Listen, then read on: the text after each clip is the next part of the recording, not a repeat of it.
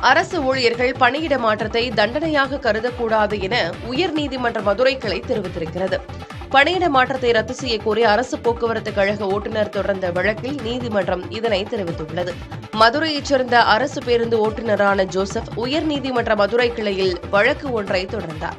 அதில் கடந்த 25 ஆண்டுகளாக அரசு பேருந்து ஓட்டுநராக பணியாற்றி வருவதாகவும் எந்த குற்றச்சாட்டும் இல்லாத நிலையில் பணியிட மாற்றம் செய்யப்பட்டுள்ளதாகவும் கூறியிருந்தார்.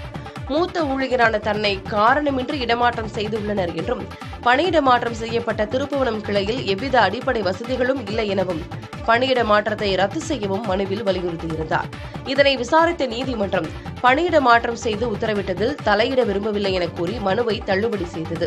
இதனை எதிர்த்து தொடரப்பட்ட மேல்முறையீட்டு வழக்கை தலைமை நீதிபதி கங்காபூர்வாலா அமர்வு விசாரித்தது. அப்போது இடமாற்ற உத்தரவை அரசு ஊழியர்கள் தண்டனைக்குரியதாக பார்க்காமல் சேவையின் ஒரு பகுதியாக கருத வேண்டும் என நீதிபதிகள் தெரிவித்தனர்.